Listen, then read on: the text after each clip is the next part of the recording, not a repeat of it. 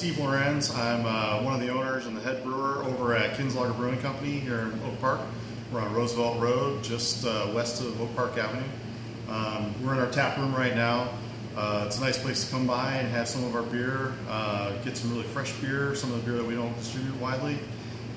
We've opened the tap room March 11th of 2016, so we're going on 3 years now. And in that time we've made some upgrades. So we started off with a little 4-barrel brew house, so it's about 120 gallons, one single kettle, all electric. And then we went into, put that liquid into fermenters that were 8 barrels and 20 barrels.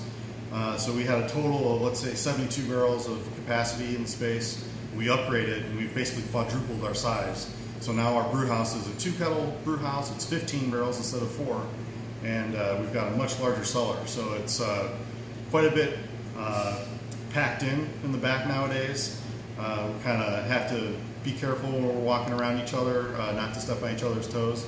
But we're enjoying it. We're making a lot more beer for our thirsty customers who seem to be liking the beer.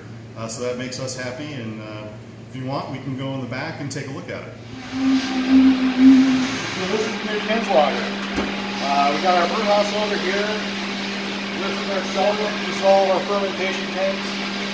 As a brewer, I guess, my job is really to make sugar water. And then we add yeast to it, and the yeast make it beer. So here's the place where we actually make that sugary liquid.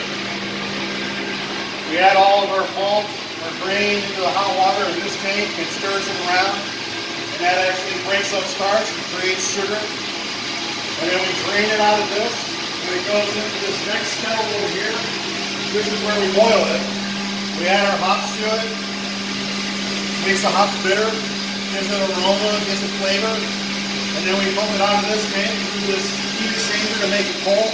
And it goes into one of these tanks where we add yeast. And then in about a month we've got beer. We bring in a mobile canner. They actually take it off their trailer and roll it into the empty space that we have over here. And then we basically hook up our tank to the canning line and can it right here, put it in the cooler, and then it goes out the back to distributors. Or into the tap room and, out to like various bars and restaurants and things like that. 16-ounce 4-packs of most of our beer. Those, we basically, there's 2 flagships that we have out right now. The Pilsner and Chicago Commons. Chicago Commons are our own style. We're actually working on Chicago Commons today. We're actually purifying it. Going through these over here into our centrifuge, which takes off any yeast that's still in suspension, makes it clearer, and then it's ready for packaging. So we'll actually be packaging this within the next week. We'll go into cans, kegs. Kegs will go out to restaurants and bars here in the tap room, and then the cans will go out to your favorite stops like Sugar Bee, Pete's, places around town. Well, you can just about always find us over at Obsessed Kitchen and Lounge. Over at Scratch on Lake. They generally always have the Pilsner there.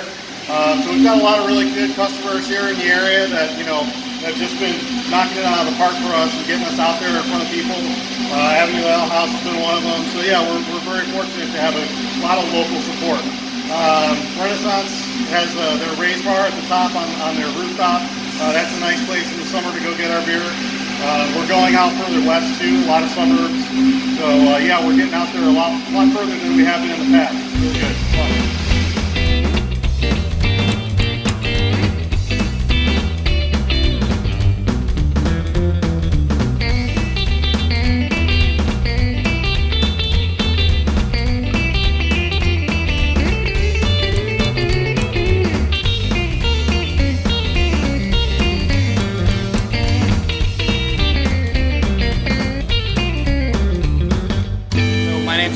I'm the founder and brewer at Around the Bend Beer Company.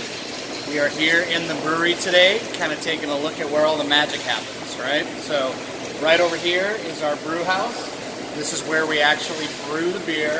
It's mashed in with this vessel here, transferred over to the kettle and the whirlpool, and then once the beer is done, on brew days, it gets run through these wonderful hoses that we have here, up into one of our great fermentation tanks. So these are 90-barrel fermenters. So we either do, this is a 30-barrel brew house. So we either do 2 turns on the brew house to get a 60-barrel batch, or we'll do 3 turns to get a full 90-barrel batch out of these fermenters here. These are 2 of the other smaller fermenters we have here. The first ones we talked about were 90 barrels. These are 30 barrels in a shot, and these ones we actually own. These belong to Around the Bend. 1,200 barrels a year, and a barrel is 31 gallons. It equates to about 19,000 cases of beer, or case equivalents of beer. So Around the Bend sold our first keg into market in spring of 2015. So it's been a little over 3 years now that we've been up and running. Started out contract brewing over another facility on the north side of town, and started out in kegs and bottles. We've since moved our operations down here to the south side of town.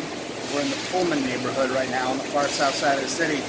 And here we switched out of bottles about 2 years ago, and are strictly in cans now, kegs and cans. So this is their facility. We are technically contract brewing or partner brewing our beers here. So what that means for folks who aren't familiar, you know, they own most of this equipment here. We do own a couple of the fermenters, but we brew our beer here on their equipment. Essentially, is how that works. It's our recipes. We take it out to market with our own distributor, our own sales force, promote it ourselves. But it just helps. It's a way in the craft beer community that's helped a lot of breweries get started on a lower cost fashion. There's a lot of breweries in this country that started that way. Sam Adams started that way and still brews the preponderance of their beer on contract. Half Acre here in town started that way. Free Floyd started that way. So we're in good company in terms of contract brewers. But we do all of our own label design, and like I said, we create the recipes ourselves, and then come here and work with the brewers at Burn City to actually get it made and get it done. So, and luckily you guys are here today on a package day. We're packaging off Villainous, which is our IPA. So we'll go over there in a minute to the canning line and show you how that process works. As you can see here, we've got cans coming down off the depalletizer right now, and they go through the twist rinse, right? And then they'll come on down off this line here, and they go right into the filler. These 7 heads right here, which are going to fill the beer.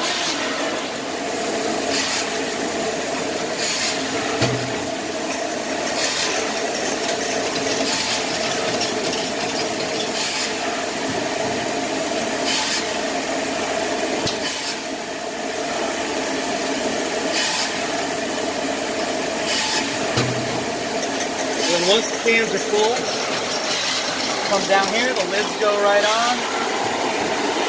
They go into the chuck and they get seamed and then rinsed off. We're going to be opening a tap room next spring in March 2019, and it's going to be down at Ashland and Hubbard in the city. So, like I said, we're way down in the Pullman neighborhood down here.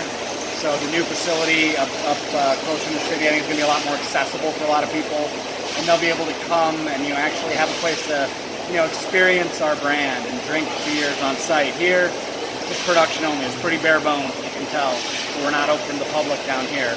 But the new facility is going to be really fantastic. We'll have food available on site. It's going to be really great.